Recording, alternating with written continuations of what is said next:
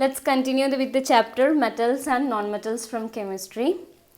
Last class we metals reaction with oxygen and water ആണ് discuss ചെയ്തത്. Now first we will discuss about the reactivity series.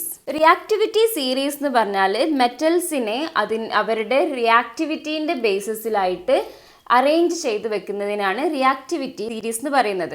അതിൽ most reactive ആയിട്ടുള്ള metals will be at the top and the least reactive will be in the bottom and it will be in A decreasing order. Okay, ഒരു decreasing ഓർഡറിൽ അവരുടെ റിയാക്ടിവിറ്റീൻ്റെ ബേസിസിൽ മെറ്റൽസിനെ arrange ചെയ്ത് വെക്കുന്നതിനെയാണ് reactivity series എന്ന് പറയുന്നത്.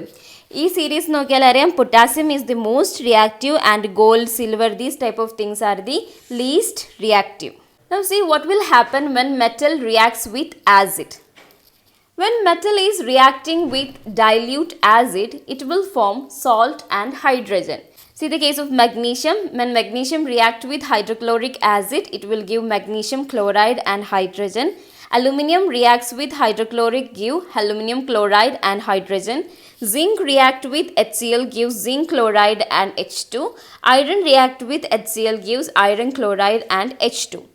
ഈ റിയാക്ഷനിലൊക്കെ metal is reacting with acid to give metal chloride and hydrogen gas. ഇവൻ magnesium is reacting with HCl, magnesium is taking the place of hydrogen in hydrochloric acid. HClലുള്ള എച്ചിൻ്റെ സ്ഥാനത്ത്, ഹൈഡ്രജൻ്റെ സ്ഥാനത്ത് മഗ്നീഷ്യം വന്നിട്ട് ഹൈഡ്രജനെ പുറത്തേക്ക് വിടുന്നതാണ് ഈ റിയാക്ഷൻ എന്ന് പറയുന്നത്.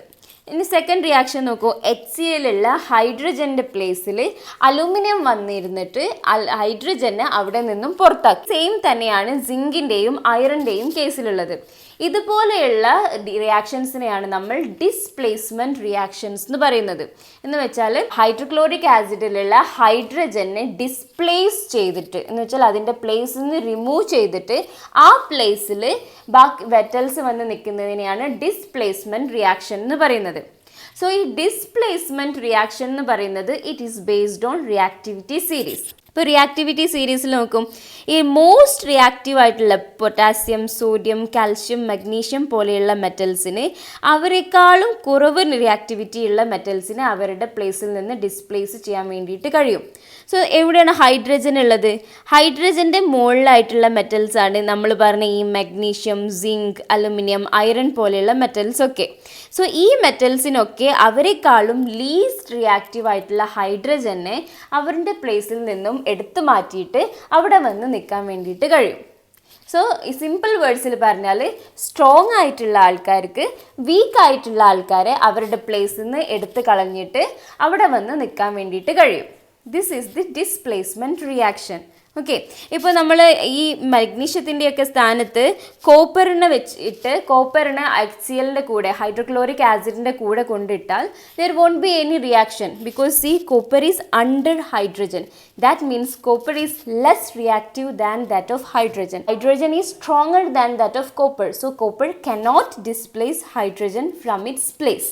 Nitric acid is a strong oxidizing agent.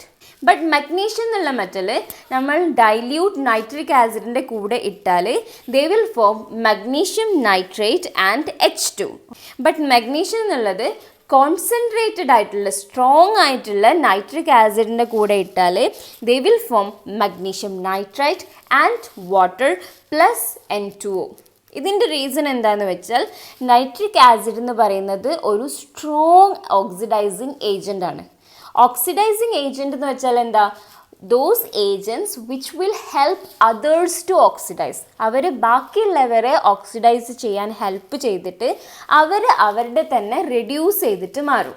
Okay, they will help others to oxidize and will get itself reduced. So nitric acid എന്ന് പറയുന്നത് അങ്ങനെയുള്ള ഒരു എലമെൻ്റ് ആണ്. അവർ സ്ട്രോങ് ഓക്സിഡൈസിങ് ഏജൻ്റ് ആണ്. അപ്പോൾ ഓക്സിഡേഷന് ഒരുപാട് ഡെഫിനിഷൻസ് ഉണ്ട്. അതിലേറ്റവും സിമ്പിൾ ഡെഫിനിഷൻ എന്ന് പറയുന്നത് ആഡിങ് ഓക്സിജൻ ടു സംതിങ്. നിങ്ങൾ നോക്കൂ, ഫസ്റ്റത്തെ നൈട്രിക് ആസിഡിനായിട്ടുള്ള ഡൈല്യൂട്ട് നൈട്രിക് ആസിഡിൻ്റെ റിയാക്ഷനിൽ H2 ഗ്യാസ് ആണ് റിലീസ് ചെയ്തിട്ടുള്ളത്. ബട്ട് കോൺസെൻട്രേറ്റഡ് നൈട്രിക് ആസിഡിൻ്റെ കൂടെയുള്ള റിയാക്ഷനിൽ H2 ഗ്യാസിന് പകരം it is H2O because nitric acid oxidised H2. ഹൈഡ്രജനെ ഓക്സിഡൈസ് ചെയ്തിട്ട് ഹൈഡ്രജന് ഒരു ഓക്സിജൻ കൂടുതൽ കൊടുത്തിട്ട് H2O ആയിട്ട് മാറി. ഈ നൈട്രിക് ആസിഡിലുള്ള NO3 എന്ന് പറഞ്ഞത് റെഡ്യൂസ് ചെയ്തിട്ട് N2O ആയിട്ട് മാറി.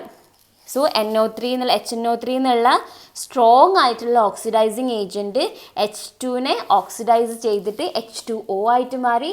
HNO3 റെഡ്യൂസ് ചെയ്തിട്ട് N2O ആയിട്ട് മാറി. ഈ സെയിം ആണ് when we are taking the case of manganese. Mn also same reaction will occur. Now let's see the reaction of metal with solution of other metal salts. Okay, നമ്മൾ already പറഞ്ഞു മെറ്റൽസിന് അവരെക്കാളും less reactive ആയിട്ടുള്ള മെറ്റൽസിനെ അവരുടെ പ്ലേസിൽ നിന്നും displace ചെയ്യാനുള്ള capacity ഉണ്ട്. So മെറ്റൽസിനെ നമ്മൾ വേറൊരു മെറ്റൽ സോൾട്ടിൻ്റെ കൂടെ, അവർ സോളിഡ് സ്റ്റേറ്റിലാണെങ്കിൽ പൗഡർ സ്റ്റേറ്റിലാണെങ്കിൽ there won't be any reaction. നമുക്ക് നോക്കാം. അപ്പോൾ നമ്മൾ പൊട്ടാസ്യത്തിനെ മഗ്നീഷ്യം ക്ലോറൈഡ് എന്ന് പറഞ്ഞ സോൾട്ടിൻ്റെ കൂടെ, അവരെക്കാളും ലീസ്റ്റ് റിയാക്റ്റീവ് ആയിട്ടുള്ള മഗ്നീഷ്യം ക്ലോറൈഡ് എന്ന് പറഞ്ഞ സോൾട്ടിൻ്റെ കൂടെ കൊണ്ടിട്ടാൽ, if magnesium chloride is in powder state there won't be any reaction, but there will be a reaction only if magnesium chloride എന്നുള്ളത് സൊല്യൂഷൻ ഫോമിലോ അല്ലെങ്കിൽ മോൾട്ടൺ ഫോമിലോ ആണെങ്കിൽ മാത്രമേ റിയാക്ഷൻ നടക്കുകയുള്ളൂ. മോൾട്ടൺ ഫോം എന്ന് പറഞ്ഞാൽ then they are melted. Okay, so പൊട്ടാസ്യത്തിനെ magnesium ക്ലോറൈഡിന് കൂട് കൊണ്ടിട്ടാൽ മഗ്നീഷ്യം എന്ന് പറയുന്നത് പൊട്ടാസ്യത്തിനേക്കാളും വീക്ക് ആയതുകൊണ്ട് തന്നെ, മഗ്നീഷ്യം എന്ന് പറയുന്നത് പൊട്ടാസ്യത്തിനേക്കാളും ലെസ് റിയാക്റ്റീവ് ആയതുകൊണ്ട് ഈ പൊട്ടാസ്യത്തിന് മഗ്നീഷ്യത്തിനെ അവരുടെ പ്ലേസിൽ നിന്നും ഡിസ്പ്ലേസ് ചെയ്തിട്ട് they can go over there. Okay, മഗ്നീഷ്യത്തിനും എടുത്ത് മാറ്റിയിട്ട് പൊട്ടാസ്യം അവരുടെ പ്ലേസിൽ വന്നിട്ട് നിൽക്കും. Then they will form potassium chloride and magnesium. Okay, this is also a displacement reaction, same displacement reaction according to reactivity series ആണ് ഇവിടെ ഉള്ളതും. So metal A when reacts with salt solution of metal B, they will give salt solution of metal A plus metal B. റിയാക്റ്റൻസിലുള്ള salt solution of B എന്നുള്ളത് ഈ ബീനെ അവിടെ നിന്ന് displace ചെയ്ത് എടുത്ത് കളഞ്ഞിട്ട് ആ ബീൻ്റെ സ്ഥാനത്ത് എ വന്ന് നിൽക്കുകയാണ് ചെയ്തത്. Now what will happen when a metal react with a non-metal? എന്തിനാണ് ഈ മെറ്റൽസ് ആണെങ്കിലും നോൺ മെറ്റൽസ് ആണെങ്കിലും ഈ എലമെൻറ്റ്സ് ഒക്കെ എന്തിനാണ് കെമിക്കൽ റിയാക്ഷനിലൊക്കെ പോകുന്നത്? ഈ റിയാക്ഷനൊക്കെ നടത്തുന്നത് എന്തിനാന്ന് വെച്ചാൽ അവർക്ക് അവരുടെ വാലൻസ് ഷെല്ല് കംപ്ലീറ്റ് ചെയ്യാൻ വേണ്ടിയിട്ടാണ്. ഈ വാലൻസ് ഷെല്ല് എന്ന് വെച്ചാൽ എന്താണ്? അവരുടെ, നമുക്കറിയാം ഓരോ എലമെൻറ്റിനും ഓരോ ആറ്റത്തിനും ഒരുപാട് ഷെല്ലുകളുണ്ട് where electrons are there. Okay, അങ്ങനെ ഈ ഔട്ടർ മോസ്റ്റ് ഷെല്ലിനെയാണ് നമ്മൾ വാലൻസ് ഷെല്ല് എന്ന് പറയുന്നത്. ഈ ഔട്ടർ മോസ്റ്റ് ഷെല്ലിലുള്ള ഇലക്ട്രോൺസിനെയാണ് നമ്മൾ വാലൻസ് ഇലക്ട്രോൺസ് എന്ന് പറയുന്നത്. ഈ വാലൻസ് ഷെൽ എപ്പോഴാണ് കംപ്ലീറ്റ് ആവുക?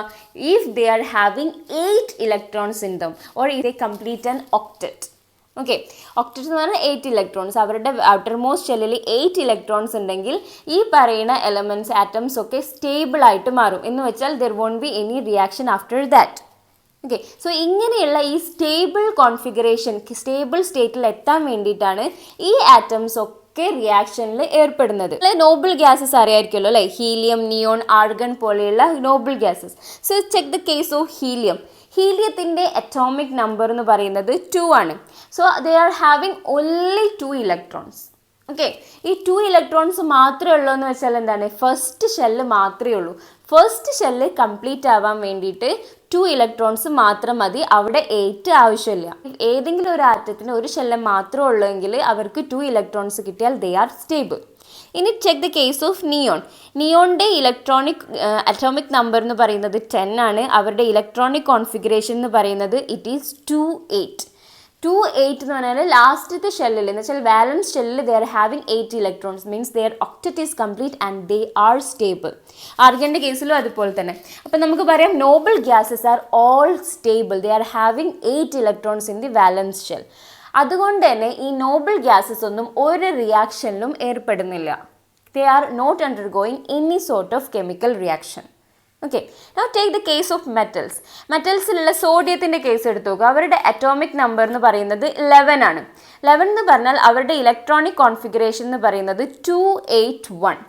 എന്ന് വെച്ചാൽ വാലൻസ് ഷെല്ലിൽ 1 ഇലക്ട്രോൺ ആണ് അവർക്ക് ഉള്ളത്. അവർക്ക് 8 കംപ്ലീറ്റ് ചെയ്താലേ അവർ സ്റ്റേബിൾ ആയിട്ട് മാറുള്ളൂ. ഔട്ടർ ഷെല്ലിൽ 1 ആയതുകൊണ്ട് തന്നെ 7 മോർ ഇലക്ട്രോൺസിനെ ഗെയിൻ ചെയ്യുന്നതിനേക്കാളും അവർക്ക് എളുപ്പം ഈ 1 ഇലക്ട്രോൺസിനെ കളയുന്നതാണ്. Okay, so they will lose their 1 electron. അവർ ആ 1 ഇലക്ട്രോണിനെ കളഞ്ഞാൽ പിന്നെ അവരുടെ വാലൻസ് ഷെൽ എന്ന് പറയുന്നത് സെക്കൻഡ് ഷെല്ലാണ്. ആ സെക്കൻഡ് ഷെല്ലിൽ നോക്കിയാൽ 8 ഇലക്ട്രോൺസ് ഉണ്ട്. So they are complete. Now take the case of magnesium.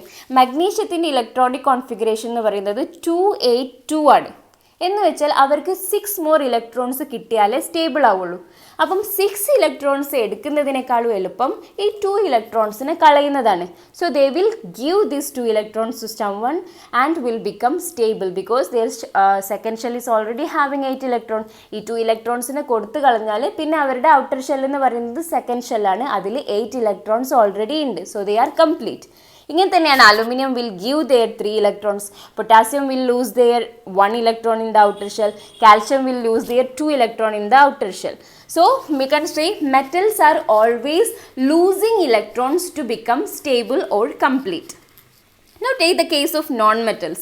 Nitrogen, ഓക്സിജനിലൊക്കെ നോക്കൂ. നൈട്രജൻ്റെ കേസിൽ അവരുടെ ഔട്ടർ ഷെല്ലിലുള്ള ഇലക്ട്രോൺസ്, വാലൻസ് ഇലക്ട്രോൺസ് എന്ന് പറയുന്നത് 5 ആണ്.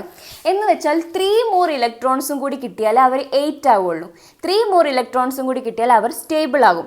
സോ 5 ഇലക്ട്രോൺസിനെ കളയുന്നതിനേക്കാളും അവർക്ക് എളുപ്പം 3 ഇലക്ട്രോൺസിനെ വാങ്ങുന്നതാണ്.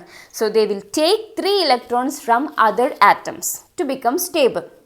ഓക്സിജനും അതുപോലെ തന്നെ ഔട്ടർ ഷെല്ലിൽ 6 ആണ്. സോ അവർക്ക് 2 മോർ ഇലക്ട്രോൺസ് മാത്രം മതി. So they will take 2 electrons from others. Fluorine they will take 1 electron, phosphorus will take 3 electrons, sulfur will take 2 and chlorine will take 1 electron to become complete or to become 8 in the outer shell. So we can say non-metals are taking electrons from others or receiving electrons from others. So noble gases are already stable. Metals will lose their electrons. Non-metals will gain their electrons. അപ്പോൾ ഇതുപോലെ ഒന്നുകിൽ ഇലക്ട്രോൺസിനെ കൊടുത്തിട്ട് അല്ലെങ്കിൽ വാങ്ങിയിട്ട്, അല്ലെങ്കിൽ suppose outer shell there is only 4 electrons, what will they do? ഒന്നുകിൽ അവർക്ക് അതിനെ ലൂസ് ചെയ്യാം, അല്ലെങ്കിൽ അവർക്ക് 4 മോർ ഇലക്ട്രോൺസിനെ ഗെയിൻ ചെയ്യാം, അല്ലെങ്കിൽ അവർക്ക് ഈ 4 ഇലക്ട്രോൺസിനെ ഷെയർ ചെയ്യാം. ഇതുപോലെ മെറ്റൽസിനെ പോലെ ഒന്നുകിൽ ഇലക്ട്രോൺസിനെ കൊടുത്തിട്ടോ, അല്ലെങ്കിൽ നോൺ മെറ്റൽസിനെ പോലെ ഇലക്ട്രോൺസിനെ വാങ്ങിയിട്ടോ, അല്ലെങ്കിൽ ഷെയർ ചെയ്തിട്ടോ ഇങ്ങനെ ഒക്ടറ്റ് കംപ്ലീറ്റ് ആവാൻ നടത്തുന്ന പ്രോസസ്സാണ് ഈ കെമിക്കൽ റിയാക്ഷൻസ് എന്ന് പറയുന്നത്. Now see the case of sodium. സോഡിയത്തിൻ്റെ അറ്റോമിക് നമ്പർ എന്ന് പറയുന്നത് 11 ആണ്. നമ്പർ 11 ആണെങ്കിൽ അതിൻ്റെ മീനിങ് എന്താ? Number of protons is 11 and number of electrons is also 11. They are having 11 positive charges and they are having 11 negative charges. So ഈ electronic configuration എന്ന് പറഞ്ഞാൽ നമ്മൾ ഈ ഇലക്ട്രോൺസിന് അല്ലെങ്കിൽ നെഗറ്റീവ് ചാർജസിനെയാണ് നമ്മൾ ഇങ്ങനെ അറേഞ്ച് ചെയ്യുന്നത്. സോ നമ്മൾ അറേഞ്ച് ചെയ്യുന്ന സമയത്ത് നോക്കും, ഫസ്റ്റ് ഷെല്ലിൽ 2 ഇലക്ട്രോൺസ് ആണ് വരുന്നത്, സെക്കൻഡ് ഷെല്ലിൽ 8 ഇലക്ട്രോൺസും, തേർഡ് ഷെല്ലിൽ 1 ഇലക്ട്രോൺസും. ഈ 11 നമ്മൾ സ്പ്ലിറ്റ് ചെയ്യുമ്പം 2, ഫസ്റ്റ് ഷെല്ലിൽ 2, then 8. 2 plus 8 is equal to 10. Then 1 more electron is left, that is in the third shell. 2, 8, 1. ഇങ്ങനെയാണ് ഇലക്ട്രോണിക് കോൺഫിഗറേഷൻ വരുന്നത്. സോ ഇവർക്ക് സ്റ്റേബിൾ ആവണമെങ്കിൽ ഈ 1 ഇലക്ട്രോൺസിനെ കളയുന്നതാണ് എളുപ്പം. So they will try to remove this 1 electron from them. Take the case of chlorine. ക്ലോറിൻ്റെ atomic number എന്ന് പറയുന്നത് 17 ആണ്. അവരുടെ ഇലക്ട്രോണിക് കോൺഫിഗറേഷൻ എന്ന് പറഞ്ഞാൽ 287 ആണ്. എന്ന് വെച്ചാൽ അവരുടെ വാലൻസ് ഷെല്ലിൽ 1 ഇലക്ട്രോൺ കൂടി കിട്ടുകയാണെങ്കിൽ അവർ കംപ്ലീറ്റ് ആയിട്ട് മാറും. Okay, so they will try to take this 1 electron from someone. നമ്മൾ ഈ സോഡിയത്തിനും ക്ലോറിനെയും ഒരുമിച്ചിടുന്ന സമയത്ത് സോഡിയത്തിന് എക്സ്ട്രാ ആയിട്ടുള്ള 1 ഇലക്ട്രോണെ സോഡിയം ക്ലോറിനെ കൊടുക്കും. ക്ലോറിന് ഓൾറെഡി 1 ഇലക്ട്രോണിന് ആവശ്യമുണ്ട്. So sodium will give this extra 1 electron to chlorine and chlorine will accept this 1 electron from sodium. So അങ്ങനെ sodium 1 electron lose ചെയ്യുന്ന സമയത്ത് അവരുടെ ഇലക്ട്രോണിക് കോൺഫിഗറേഷൻ എന്ന് പറയുന്നത് 2,8 ആയിട്ട് മാറും. Because already 1 electron is gone. Okay, 2,8 ആയിട്ട് മാറും. അപ്പോൾ നമ്മൾ ഓൾറെഡി പറഞ്ഞു, number of protons is equal to number of electron. ഒരു ആറ്റത്തിൻ്റെ ചാർജ് എന്താ? ചാർജ് എന്ന് പറയുന്നത് ന്യൂട്രൽ ആണ്, 0 ആണ്. Because number of positive charges is equal to number of negative charges. But here നോക്കൂ, നമ്മൾ ഒരു ഇലക്ട്രോണിന് നമ്മൾ കൊടുത്തു, ക്ലോറിന് കൊടുത്ത്, എന്ന് വെച്ചാൽ ഒരു നെഗറ്റീവ് ചാർജ് നമ്മളെടുത്തുനിന്ന് നഷ്ടപ്പെട്ട്. Here number of positive charges is greater than that of number of negative charges because 1 negative charge V lost. So ഈ സോഡിയത്തിൻ്റെ ചാർജ് എന്ന് പറയുന്നത് പോസിറ്റീവായിട്ട് മാറും. ഇങ്ങനെ പോസിറ്റീവ് ചാർജുള്ള ആറ്റത്തിനെയാണ് നമ്മൾ കാറ്റയോൺസ് എന്ന് പറയുന്നത്. ഓക്കെ, സോഡിയം 1 ഇലക്ട്രോൺ ലൂസ് ചെയ്യുന്നതുകൊണ്ട് തന്നെ നമ്പർ ഓഫ് ഇലക്ട്രോൺസിൽ നെഗറ്റീവ് ചാർജസിൽ 1 കുറഞ്ഞതുകൊണ്ട് positive charge is leading there. So sodium will have positive charge. ഇങ്ങനെ എല്ലാ മെറ്റൽസിൻ്റെ കേസിലും we will have positive charge because all the metals are giving their electrons, they are losing electrons. So in all their cases number of protons will be greater than that of number of electrons. അങ്ങനെ വരുന്ന സമയത്ത് number of positive charges ആണ് number of negative ചാർജസിനേക്കാളും കൂടുതൽ. അതുകൊണ്ട് തന്നെ അവരുടെ charge എന്ന് പറയുന്നത് പോസിറ്റീവ് ആയിട്ട് മാറും. So all metals will be cations. ഇനി ക്ലോറിൻ്റെ കേസ് എടുത്താൽ അവർ 1 ഇലക്ട്രോൺ സോഡിയത്തിൻ്റെ അടുത്ത് നിന്ന് അക്സെപ്റ്റ് ചെയ്തു. എന്ന് വെച്ചാൽ എന്താ, number of protons equal to number of electrons എന്നുള്ളടുത്ത് number of protons is less than that of electron എന്നായിപ്പോയി. കാരണം 1 നെഗറ്റീവ് ചാർജ് നമ്മൾ എക്സ്ട്രാ ഒരാളെടുത്ത് നിന്ന് വാങ്ങി. അതുകൊണ്ട് തന്നെ പോസിറ്റീവ് ചാർജത്തിനെക്കാളും 1 കൂടുതലുണ്ട് ഇപ്പോൾ നെഗറ്റീവ് ചാർജിന്. അതുകൊണ്ട് തന്നെ ക്ലോറിൻ്റെ ചാർജ് എന്ന് പറയുന്നത് Cl മൈനസ് ആയിട്ട് മാറും. ഈ മൈനസ് എന്ന് പറഞ്ഞാൽ 1 മൈനസ് എന്നാണ് കേട്ടോ അർത്ഥം. Cl മൈനസ് ആയിട്ട് മാറും. ഇങ്ങനെ മൈനസ് ചാർജുള്ള ആറ്റത്തിനെയാണ് നമ്മൾ ആനയോൺസ് എന്ന് പറയുന്നത്. All non-metals are anions or having negative charge because non-metals are always gaining electrons from others. അപ്പം ഈ സോഡിയത്തിനുള്ളത് ആദ്യം ന്യൂട്രൽ ആയിരുന്നു, 0 ആയിരുന്നു ചാർജ്. ക്ലോറിനുള്ളതും ആദ്യം 0 ആയിരുന്നു ചാർജ്. ബട്ട് ഈ കെമിക്കൽ റിയാക്ഷനിൽ ഏർപ്പെട്ട സമയത്ത് സോഡിയം 1 ഇലക്ട്രോൺ കൊടുത്തിട്ട് പോസിറ്റീവ് ചാർജായിട്ട് മാറി. ക്ലോറിൻ 1 ഇലക്ട്രോണിനെ വാങ്ങിയിട്ട് നെഗറ്റീവ് ചാർജായിട്ട് മാറി. Na++Cl minus give NaCl, sodium chloride. This is the chemical reaction there. Now sodium chloride in the charge and is it positive or negative? The charge of sodium chloride is neutral, that is 0. അതെങ്ങനെയാണ്? സോഡിയത്തിന് 1 positive ചാർജാണ് ഉള്ളത്, ക്ലോറിന് 1 negative ചാർജാണ് ഉള്ളത്. So 1 positive plus 1 negative is equal to 0. So sodium ക്ലോറൈഡിൻ്റെ total charge എന്ന് പറയുന്നത് 0 ആയിട്ട് മാറി. Now let's see the case of magnesium. മാഗ്നീഷ്യത്തിൻ്റെ ഇലക്ട്രോണിക് കോൺഫിഗറേഷൻ എന്ന് പറയുന്നത് 282 ആണ്. ക്ലോറിൻ്റെ കേസ് നമ്മൾ ഓൾറെഡി ഡിസ്കസ് ചെയ്തു. 287 ആണ് ഇലക്ട്രോണിക് കോൺഫിഗറേഷൻ. എന്ന് വെച്ചാൽ അവർക്ക് 1 മോർ ഇലക്ട്രോണും കൂടി കിട്ടിയാൽ ദേ ആർ സ്റ്റേബിൾ. മഗ്നീഷ്യത്തിൻ്റെ കേസിലോ 2 ഇലക്ട്രോൺസ് കൊടുത്താൽ ദേ ആർ സ്റ്റേബിൾ.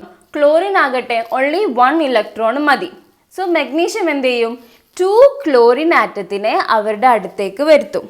എന്നിട്ട് ഈ മഗ്നീഷ്യത്തിൻ്റെ 1 ഇലക്ട്രോൺ 1 ക്ലോറിൻ ആറ്റത്തിനും കൊടുക്കും, the other electron other chlorine ആറ്റത്തിനും കൊടുക്കും. ഓക്കെ, ഈ മഗ്നീഷ്യം ഇലക്ട്രോൺ അവരുടെ എക്സ്ട്രാ ആയിട്ടുള്ള 2 ഇലക്ട്രോണിനെ ഓരോ ക്ലോറിൻ ആറ്റത്തിനും കൊടുക്കും. അപ്പോൾ നമ്മുടെ ക്ലോറിന് 1 ഇലക്ട്രോൺ മാത്രമേ ആവശ്യമുള്ളൂ അല്ലേ. അപ്പോൾ 1 chlorine will take 1 electron from magnesium and the other will take the other electron from the magnesium. അപ്പോൾ മഗ്നീഷ്യത്തിൻ്റെ കേസിൽ അവർ 2 ഇലക്ട്രോൺസ് ലോസ് ചെയ്യുന്നുണ്ട്. അപ്പോൾ അവരുടെ ഔട്ടർ ഇലക്ട്രോണിക് കോൺഫിഗറേഷൻ എന്ന് പറയുന്നത് 2,8 ആയിട്ട് മാറി. സോ നമ്പർ ഓഫ് പ്രോട്ടോൺസും നമ്പർ ഓഫ് ഇലക്ട്രോൺസും ഈക്വൽ എന്നുള്ളതിന് 2 ഇലക്ട്രോൺസ് കുറഞ്ഞതുകൊണ്ട് തന്നെ 2 നെഗറ്റീവ് ചാർജസ് പോയതുകൊണ്ട് തന്നെ നമ്പർ ഓഫ് പ്രോട്ടോൺസ് എന്ന് പറയുന്നത് is greater than that of electrons now. But 2 electrons പോയതുകൊണ്ട് തന്നെ 2 പോസിറ്റീവ് ചാർജസ് കൂടുതലാണ് ഇവർക്കിപ്പോൾ. സോ മഗ്നീഷ്യത്തിൻ്റെ ചാർജ് എന്ന് പറയുന്നത് Mg2+ ആണ്. ഈ 2+ എന്ന് ഇൻഡിക്കേറ്റ് ചെയ്യുന്നത് എന്താണ്, 2 പോസിറ്റീവ് ചാർജ് ഇവർക്ക് കൂടുതലുണ്ട്. അതിന് കാരണം എന്താ, പോസിറ്റീവ് ചാർജസ് ഇവരുടെ അടുത്തേക്ക് വന്നതാണോ? അല്ല, പിന്നെന്താ, നെഗറ്റീവ് ചാർജസ് പോയതുകൊണ്ടാണ് ഈ പോസിറ്റീവ് ചാർജസ് ഇവർക്കിപ്പോൾ കൂടുതലായിട്ട് കാണിക്കുന്നത്. Okay, so magnesium since it is having a positive charge it is a cation. Now ക്ലോറിൻ്റെ കേസ് നോക്കൂ, ദേ ആർ അക്സെപ്റ്റിംഗ് 1 ഇലക്ട്രോൺ എന്ന് വെച്ചിട്ടാണെങ്കിൽ നമ്പർ ഓഫ് പ്രോട്ടോൺസിനേക്കാളും 1 ഇലക്ട്രോൺ കൂടുതലാണ്. അതുകൊണ്ട് തന്നെ അവർക്ക് 1 നെഗറ്റീവ് ചാർജ് ഉണ്ടാകും. They will become Cl minus. ഇതിൽ നെഗറ്റീവ് ചാർജ് വരാനുള്ള കാരണം എന്ന് വെച്ചാൽ അവർ നെഗറ്റീവ് ചാർജ് ഒരാളെടുത്തു നിന്ന് വാങ്ങിയതുകൊണ്ട് തന്നെയാണ്. ഓക്കെ, സോ പ്രോട്ടോൺസിന് നമ്മൾ അങ്ങോട്ട് കൊടുക്കുകയോ വാങ്ങുകയോ ഒന്നും ചെയ്യുന്നില്ല. ഈ കെമിക്കൽ റിയാക്ഷൻസിൽ only negative charges are involves. പ്രോട്ടോൺസിന് ഒന്നും ചെയ്യാനില്ല. ഈ നെഗറ്റീവ് ചാർജസ് ഇലക്ട്രോൺസ് മാത്രമാണ് കൊടുക്കുന്നതും വാങ്ങുന്നതും ഷെയർ ചെയ്യുന്നതൊക്കെ ഇലക്ട്രോൺസ് മാത്രമാണ്. അപ്പം ഈ Clന് മൈനസ് ചാർജ് വന്നതുകൊണ്ട് തന്നെ അത് ആനയോൺ ആയിട്ട് മാറി. ഇങ്ങനെ മഗ്നീഷ്യം അവരുടെ 2 ഇലക്ട്രോൺസും ഓരോ ക്ലോറിൻ ആറ്റത്തിന് കൊടുക്കും. അതുകൊണ്ട് തന്നെ Mgന്റെ ചാർജ് എന്ന് പറയുന്നത് 2+ ആയിട്ട് മാറും, ക്ലോറിൻ്റെ ചാർജ് എന്ന് പറയുന്നത് മൈനസ് ആയിട്ട് മാറും. So magnesium reacts with 2 chlorine to give magnesium chloride. Mg plus Cl2 gives MgCl2. Okay, so ഇനി MgCl2ൻ്റെ കേസിൽ എന്താണ് അവരുടെ ചാർജ് എന്ന് പറയുന്നത്? They are also neutral. All the compounds in its original state it is neutral. Okay, അവർ ഈ ആനയോൺസും കാറ്റയോൺസും ആവുന്നത് കെമിക്കൽ റിയാക്ഷനിൽ ഏർപ്പെടുമ്പോൾ മാത്രമാണ്. ബട്ട് അവരുടെ സ്റ്റേബിൾ ഫോമിൽ ദേ ആർ ന്യൂട്രൽ. ഈ MgCl2ൽ Mgക്ക് 2 പോസിറ്റീവ് ചാർജ് ഉണ്ട്, ക്ലോറിന് 1 നെഗറ്റീവ് ചാർജേ ഉള്ളൂ. ബട്ട് 2 ക്ലോറിൻ ഉണ്ട് അല്ലേ, 1 ക്ലോറിന് 1 നെഗറ്റീവ് ചാർജ്. അപ്പോൾ 2 ക്ലോറിന് 2 നെഗറ്റീവ് ചാർജസ് ആയിട്ട് മാറി. So 2 positive charge from the magnesium plus 2 negative charge from chlorine to give a neutral charge. 2++ 2- gives 0. അപ്പോൾ ഇങ്ങനെ പോസിറ്റീവും നെഗറ്റീവും ആയിട്ടുള്ള ഈ ചാർജസ് ഉള്ള കോമ്പൗണ്ട്സിനെയാണ് നമ്മൾ അയോണിക് കോമ്പൗണ്ട് ഓർ അയോൺസ് എന്ന് പറയുന്നത്. സോ സിമ്പിൾ വേർഡ്സിൽ നമുക്ക് പറയാം ions are charged substances.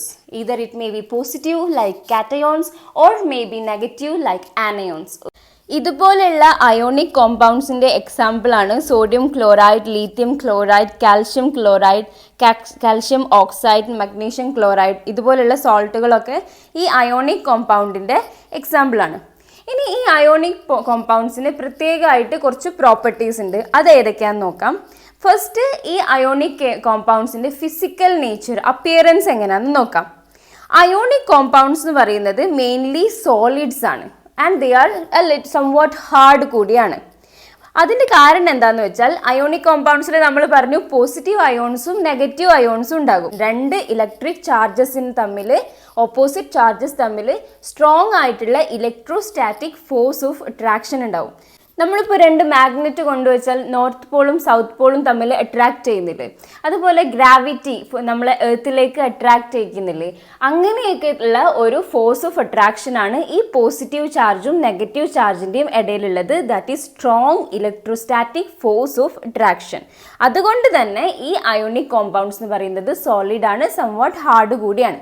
But നമ്മൾ ഈ അയോണിക് കോമ്പൗണ്ട്സിലേക്ക് ഹീറ്റ് അപ്ലൈ ചെയ്യുന്ന സമയത്ത് ഈ ഫോഴ്സ് ഓഫ് അട്രാക്ഷൻ കുറച്ച് വീക്ക് ചെയ്തിട്ട് ഈ അയോണിക് കോമ്പൗണ്ട്സിനെ പെട്ടെന്ന് പീസസ് ആക്കാനും ബ്രിട്ടിലായിട്ട് മാറുകയും ചെയ്യും. ഇനി നെക്സ്റ്റ് വൺ എന്ന് പറയുന്നത് അവരുടെ മെൽറ്റിംഗ് പോയിന്റും ബോയിലിംഗ് പോയിന്റും. Melting point and boiling point of this ionic compounds are very high.